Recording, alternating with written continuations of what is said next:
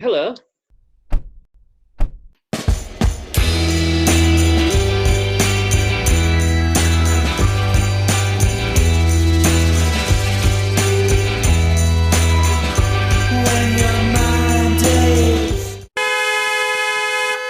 May I offer you a Yorkshire greeting? How's the sen? I'd reply, "Up, not so bad." The reason I'm doing this, Graham, because we will come on to the two other topics that you mentioned, but just wanting to look at now then, which is Oh, wait a suddenly minute. a phrase of significance. Yeah, I've got a Which, quick yeah, introduction. please interrupt away, Graham. Now, not then, interrupt now. Yeah, you know how we get sent emails by various companies and surveys, you being Yeah, in charge of your own Charles Hutch Press website, me working for the Harriet Advertiser. yeah. Well, I got one from Boohoo Man, and they sent me a list of what the biggest menswear trends for the autumn are. And I thought very briefly we could go through the clothing for men, which, as you and me, are quite fashion icons in general. So I thought we'd be very interested. So number one, washed out denim. I can see in that, Charles. Washed Number, out denim. yeah, yeah. How is that? How is that back in? How many more times can washed out denim go in and out of fashion? It's If you live nonsense. long, if you live long enough, denim always comes back into fashion. It's never Number out of two, fashion. green cargo trousers. Cargo.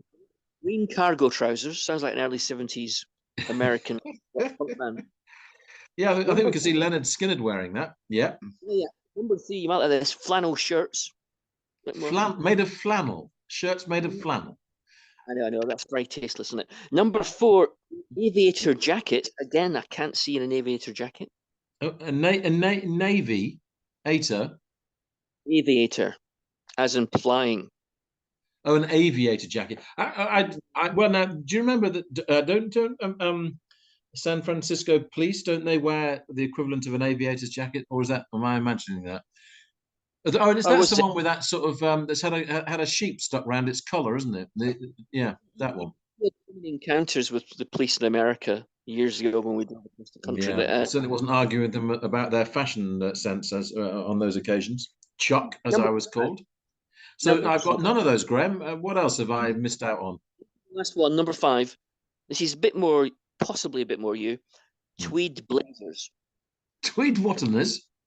Blazers. Tweed Waters. A blazer as a A school tweed jacket. blazer. Look, but that's a contradiction in terms. You have a tweed jacket or you have a blazer. No, jackets have become blazers. Have you not noticed that men tend to wear suits or suit tops, jackets, Yes. which are a bit tight for them? Yeah. In the lapels sort of bulge out because when you button them up, they're a little bit too tight. That's a bit school blazer like, isn't it? It So I is. think that's So if you stick it tweed. into tweed, it's obviously more practical for the season than a blazer, which essentially is summer wear. Yeah. So anyway, I'm looking forward to seeing you the next time I see you in person, wearing washed out denim with green cargo trousers, a flannel shirt underneath an aviator jacket with a bit of tweed blazer beneath the jacket. It should look great. Who do we think would look good in those? Anybody under the age of 25. Yeah, I think so. I think you've hit on the key reason why neither thee nor I will be wearing such items, Graham. Exactamundo. Anyway, Winter is my favourite season for being able to wear coat, scarf, thick jumper, highly colourful socks, colourful scarves, and just go with loads of wool. that sounds like you in the summer. Well, yes, unfortunately I do that as well, but I do at least remove the coat. I go that far. Anyway, interruption over. Back Yeah. to Richard Hawley, I believe. Well, so here's the situation. Two items came out on the same day, October the 20th, entitled Now Then.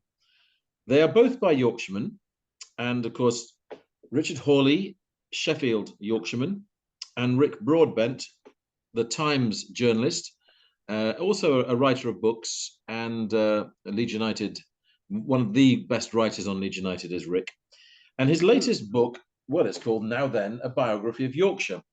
And we'll come on to the third Now Then, which has got the word and in the middle, and a certain band called the Beatles, and how that has got significance in the terms now and then.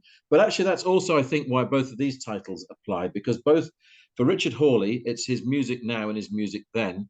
The music now for Richard Hawley, of course, a lot of attention for Standing at the Sky's Edge, a hugely successful collaboration with Chris Bush, playwright Chris Bush.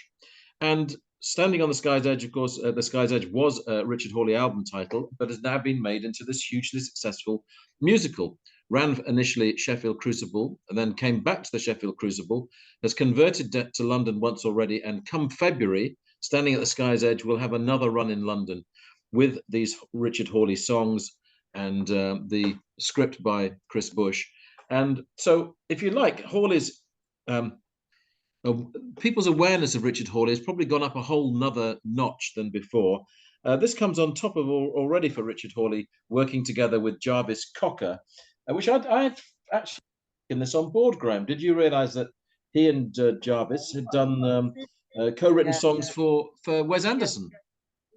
Yeah, I knew that as well. As soon as Richard Hawley wasn't in the Long Pigs, he started Yes. getting involved with Pulp before they even split up, well before they reformed for the various reunions. So he's got a close issue with Pulp and has done since the late 90s. Yeah.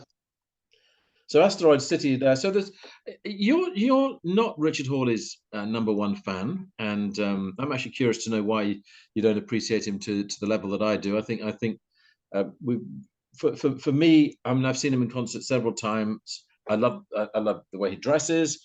I love his guitar. I love the lyricism of his songs. I love the romanticism. I love the dour Yorkshireness. I love the dry humor. Why are you not quite up there with me on Richard Hawley? First of all, he's clearly a good guy, clearly clearly talented, and you can't say what he does isn't good. It certainly is, but I don't like it that much for a simple reason. When he first came along, and he has branched out into different types of music, but at the very beginning in his solo career in the early noughties, he was sort of like more serious, less retro version of Chris Isaak. He was bringing back that sort of that twangy guitar, atmospheric, romantic, late 50s, early 60s, Roy Orbison, Everly Brothers type sound that had gone out of fashion with the advent of the Beatles, and apart from the sporadic occasional rock and roll revival, it hadn't been in fashion for a long time. So he was like bringing that back with the quiffs and the way he dressed and everything. And he sort of like was the first guy to get back into the late 50s in the whole British music scene in a cool way.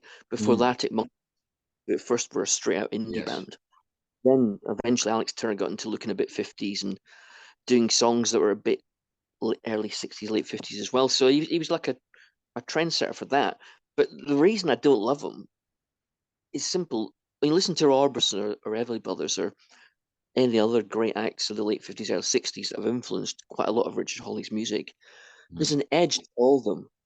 They've got the same sort of sounds overall as Richard Hawley had for a time, but they're not. When I listen to Richard Hawley, it's like being doused in honey whiskey. It's like rich and warming and comforting and velvety a lot of the time, not all the time, a lot of the time. Roy Orbison, the Everly Brothers, there's a cutting edge there the whole time. There's a slight darkness, and I don't think he's such a nice guy, Richard Hawley. I don't think there's a darkness there to give it some contrast. Well, I entirely accept that point. I would say this: there are nights when, seated by a fire, in my case, not with any whiskey going on, maybe with hot chocolate or whatever, I feel that his music is the perfect accompaniment. I take your point. There isn't a darkness there, although he has had the word darkness in his lyrics. But I don't see that. I don't see anything wrong in that. I'd still prefer it because we're not talking easy listening. We're not talking MOR here. There's beautiful quality in the guitar playing. I love the lyrical flow and I love the romanticism. So I think actually, Graham, he probably taps into many people's life beyond their early 20s or whatever, and when people become coupled up, and I think actually he's more of that world, and that's a commonplace existence. that is there, and on a Sunday, going for a walk, coming in, a roast meal, and a Richard Hawley album. I can't see that as somehow wrong. Yeah, no, you're right. It's a matter of taste in this one. And to me, Rich Hawley a lot of the time reminds me of adverts for Hovis bread on Yeah, I can see that. cutesy little towns where they're all working class chappies, but they're all quite happy. That's and you can like that. There's nothing wrong with liking that. It's just not No, my personal. no. He does feature in Rick Broadbent's book. I do urge Yorkshiremen at large to buy Rick Broadbent's book because I think it absolutely captures the flavour of Yorkshire. What's interesting, Graham, is that my whole life has been in Yorkshire. Pretty much more than half your life has been in Yorkshire. Do you find, there is this idea that somehow you'll never be accepted as a Yorkshireman if you're not a Yorkshireman, but I think you love Yorkshire as much as I do. I mean, I love Scotland because I've been there so often with you. I have grown to love Scotland. But I mean, you've lived in Yorkshire a long time. I mean, I'm not saying you're an adopted Yorkshireman, but how do you place Yorkshire in your life? You can't be an adopted Yorkshireman. If I lived to be 265, I still wouldn't be. You can't join the Yorkshire Club by moving to Yorkshire. Yeah. Not unless you remove all previous traces of your accent No. and acquire a Yorkshire accent and take up the Dickie Bird school of what it means to be, which I've never done. I like Yorkshire as much as I like Scotland. Yeah. And I love things about Scotland, and I love lots of things about Yorkshire. Mm. But there's also things about Scotland I don't like. I didn't like them when I lived there, and I still don't like them. And there's things about Yorkshire I don't like. But you know what's perfect? Where are you going to find every single person? Just give an example of what you don't like about Yorkshire, and then maybe what you do like about Yorkshire. Yorkshire is actually quite a diverse. It is quite a diverse region. Yeah. With quite a diverse culture and history and an awful lot of different things going on. There isn't a uniform Yorkshire culture. No. People who most profess to be Yorkshire have a definition of Yorkshire which seems to exclude lots of parts of Yorkshire that in terms of culture, history, and character that I like. And I don't like narrow definitions of what something is if it isn't actually accurate to what it is. And that's what annoys me. I don't like there only being one way of being Yorkshire, and I don't like there only be one way of being Scotland, and I don't like there one way of being Britain. That really annoys me because life is way more complex than those cliched approaches to things. I mean, there is a stereotype of Yorkshire that's there, and you're right, and it is far too narrow. That is absolutely true. The interesting thing, I think, is that across the nation, I think that Yorkshire is one of the most defined of all characteristics. And I know it's limiting to some extent, but everyone seems to have an opinion of Yorkshire. Even if they've not been to Yorkshire, they think they know it, which in some ways is misleading. And actually, that's why Rick Broadbent's book is of value as well, because it's a biography that's completely broad on Yorkshire. All the complications of industrial decline that have happened here, all the complications that have happened within the sporting world within Yorkshire, all the complexities that have happened with that, and yet the great art and culture that has come from Yorkshire is all there. It is a place of contradictions, but I think the contradictions are within it. Whereas the stereotype of Yorkshire is very narrow and not like that. It's just, they're dour, humorless. It doesn't help that Leeds hasn't produced a single great comedian, not one. Great comic writer in Barry Cryer, but actual and Alan Bennett, but actual comedians. Yeah, comic actors though, quite good at comic actors. Yeah, comic actors. But if the best we can come up with is that chap who keeps changing his name, the League of Gentlemen. The League of Gentlemen on BBC was virtually formed in Leeds. Well, they went to Bretton Hall. That's where they started. John Gobber, of course, Bretton Hall, great playwriting from Yorkshire. So, but actual out and out comedians, apart from Charlie Williams. Yeah, I don't think that's a major handicap for Yorkshire's reputation, though. Fair point. But the stereotype is dourness, tight-fisted, up ourselves about how wonderful we are. Very defensive. And very defensive, which is what I'm doing right now, of course, defending Yorkshire. And then Yorkshire's either a land of rolling hills and dales, or it's a Yeah. land of heavy industry. And dirty It's leads. Yeah. definition's always the two. Whereas in fact, Yorkshire's actually a country. So it's got coastlines, it's got hills, it's got the urban areas, it's got the heavy industry, it's got the rural farming, it's got the works. It's a It, country. It's not it is it could well be. Of course, you know, if you go back before it was split up by Peter Walker in the early 1970s, when it's three ridings or thriddings, it is the vastest of all counties, and that again I think has an impact because it is so vast ranging and so diverse. It could be a country in its own right. Fish and also quite. chips. We can name any number of things. Sheep. We have Yeah. we have a wonderful tailoring industry in Leeds.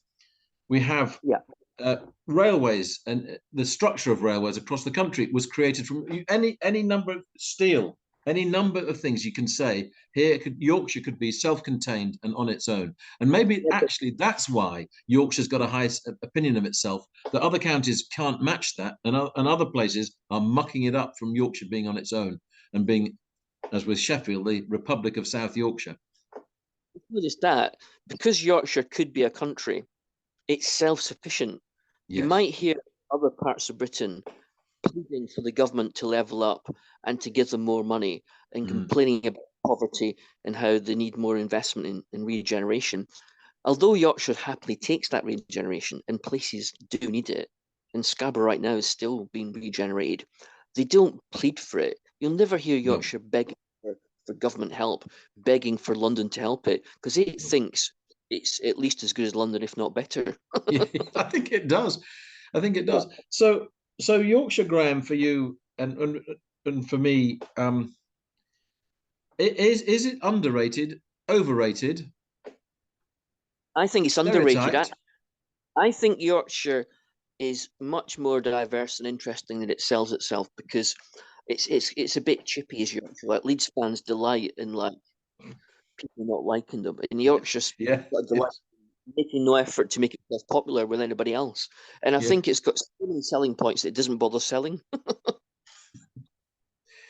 I think that's a very good summary of Yorkshire. And we'll go from now then, and just to say, Rick Broadbent's book, Biography of Yorkshire, published by Allen and Unwin, is out now. And likewise, Richard Hawley's album called Now Then, the very best of Richard Hawley, 32-track compilation, is available on BMG. Now, from now then to now and then, and the remarkable rise of this new band that you may not have heard of, the Beatles. Well, yeah, typical Beatles. The Stones come out and with a new album, the first for donkey's years, and it's like Yes. world publicity and it's a really big deal. And less than a month later, as if to continue the rival of the 1960s, the Beatles come and go like, "Okay, you did really well with that album, but we're going to do even better than you with just one song." Yeah. Like, It is not coincidence, is it? It is not coincidence this has happened. I noticed again with our monthly magazines, I see the Beatles are back. This brand new band, the Beatles. They're either on Uncut or Mojo, the latest edition. I'm not sure which. And no, Mojo is it? No surprises there. Now, Graham, I could ask you what you actually think of the song Now and Then. the thing is, I read about it obviously, and I heard about Yes. Beam from a demo, just as the bird was in the mid-90s, and Real Love, and now those tracks really worked. Although they had good things about them, they were sort of like half versions of something not fully realized, and not great songs. Although Real Love had a pretty good melody, so I wasn't expecting that much. Well, Although I knew no. the AI technology that Peter Jackson had come up with for the Get Back film had Mm. been applied, I knew there was more chance that this was going to be, at least technologically speaking, a much more coherent track than the ones in the Yes. 19. Yes. First heard it, I thought, oh, good grief, it's another Freezer Bird, it's another Yeah. sort of like Jeff Lynne Beatle Yeah. type thing. So I was sort of like slightly disappointed. Although the Mm. Lennon vocal line in it that grounds the song, I could Yeah. tell straight away was superb. But oh my good God, having played it to death Mm. and having watched it go to number one in the UK singles charts in only the space of a week. Mm. It's a really good track. It's really coherent. It's really well put together, mainly by Paul and Giles Martin. Yeah. It makes sense as a song.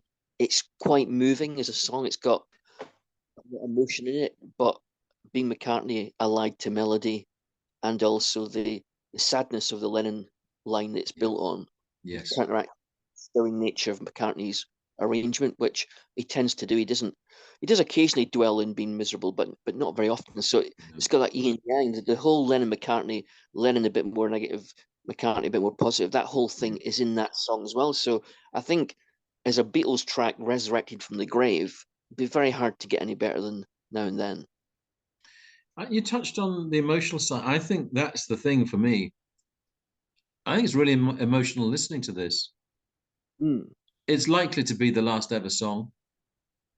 I mean, the obviously Lennon, Yoko gives it over to the Beatles. Harrison had recorded, I think, his acoustic lines in the 1990s. Of course, he passed away from cancer. And you have those last two Beatles that, for them, this obviously means a huge amount doing this. And the fact that the technology through Peter Jackson is there to lift Lennon's vocals and separate them. And then the care and craft that McCartney's put into this, it's beautifully constructed. McCartney's voice, we know it's not as strong as it used to be, so he settles on doing the accompanying vocals. I think am I understanding he's put a middle eight in it? Would that be right? Did I read that? Well, listen to the original 1979 Lennon demo on his piano at home Yes, in New York. McCartney has removed half the song because yeah, it's quite an interesting but meandering song, the original. And he's yes, taken out the most melodic, most striking passage, mm, and he's built the song around that.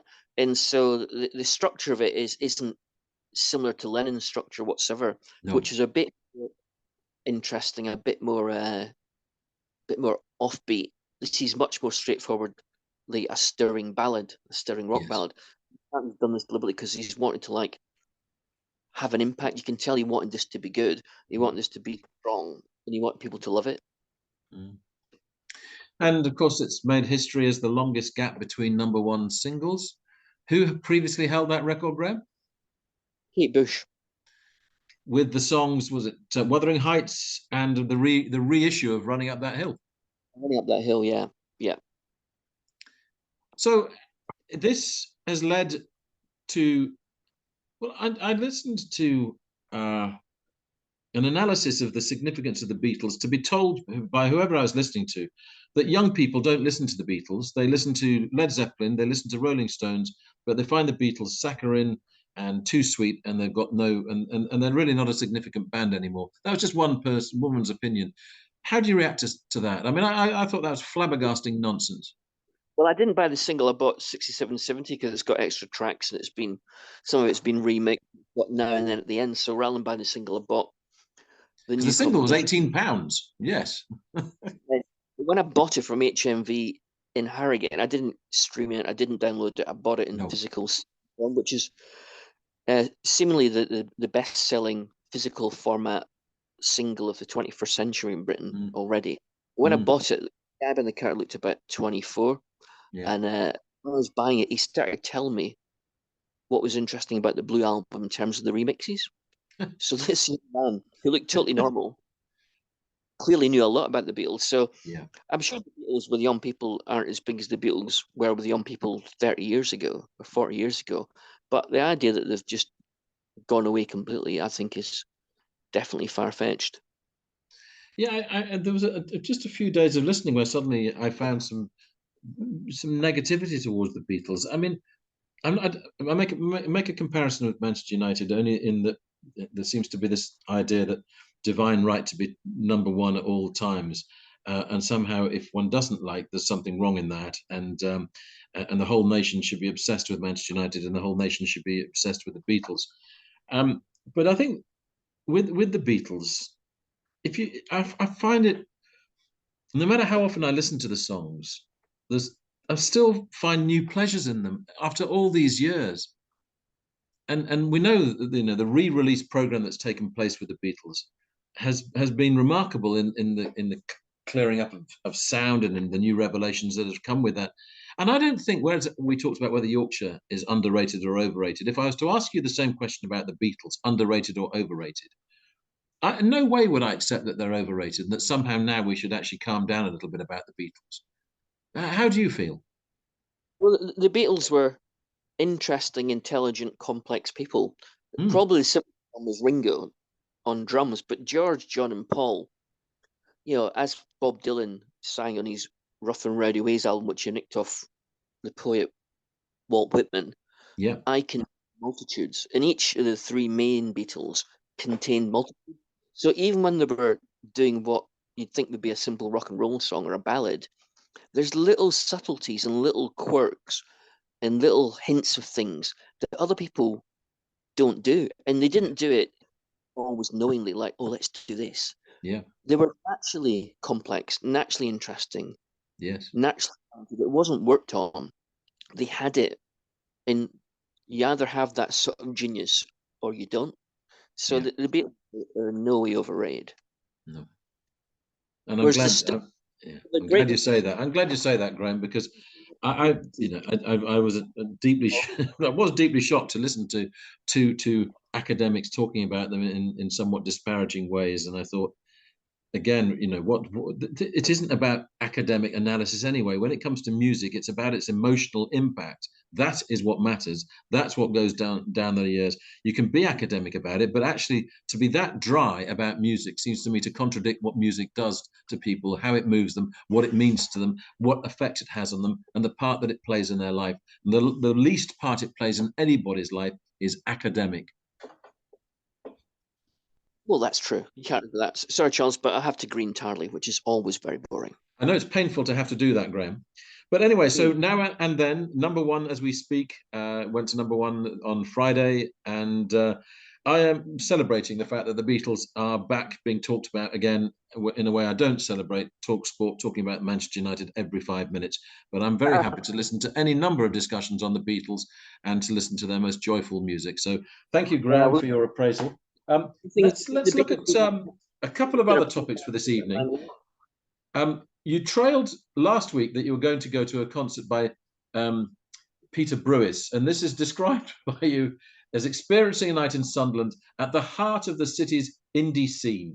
So, where in Sunderland was this heart of the indie scene? How come you were there? Which I think the answer is Peter Brewis. And how did you find your experience of a night in Sunderland, not by the beach, but in the heart of the city's indie scene?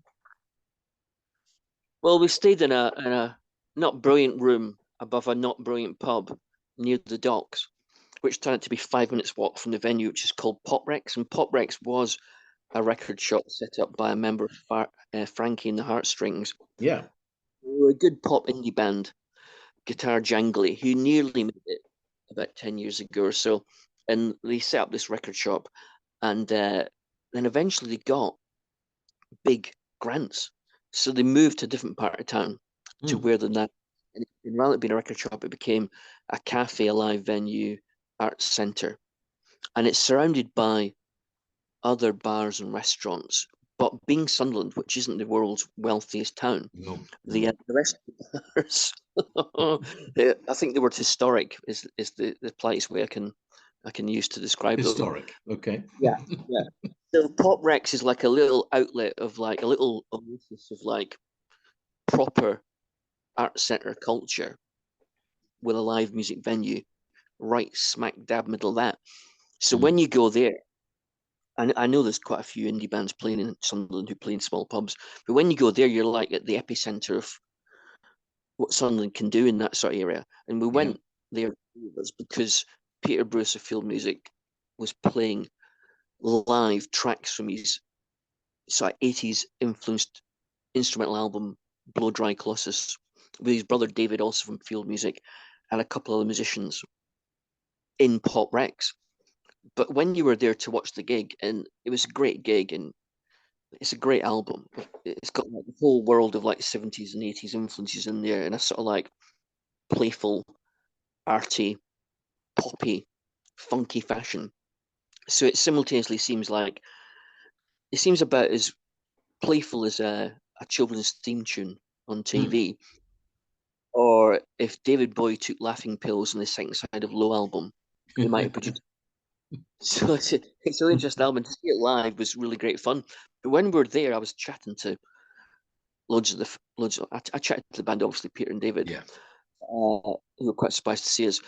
But I also chatted to like members of the crowd just because I was Yeah. chatting with. So they were. I recognise a few faces around here, but I don't know why. They said, "Oh yeah, there's two members of the Futureheads across there. The guy who's the record decks playing the records is from Frankie and Heartstrings." And I went, "Oh, that explains it." Yeah. So Yeah. it's not a huge live venue, No. but we were surrounded by like Sunderland indie pop royalty.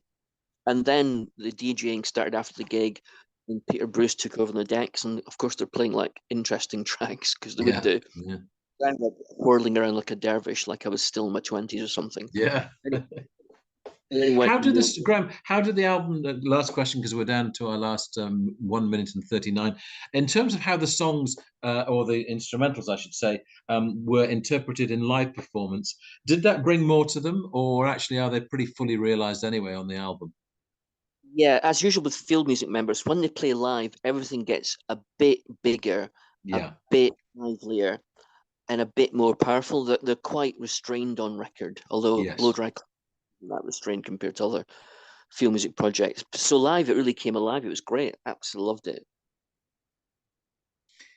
It's So this is a venue. I mean, Would you go back to this venue, Pop Rex? It has regular live gigs with bands that some of which you'd recognise from, you know, reading things online and in Uncut Yeah. Mojo. Yeah. It's a good venue. It's a really great place. Great cafe. Absolutely marvelous. I'd recommend going to Pop Did you Rex. say great cafe? Could I wear that tweed blazer there, Graham? There were such nice people because everybody I chatted to was nice as hell. I mean, they were really nice people that Mm. you could wear there and you wouldn't get in trouble. Just glad to hear that, because I'm still thinking about getting this tweed blazer now you've set it in motion.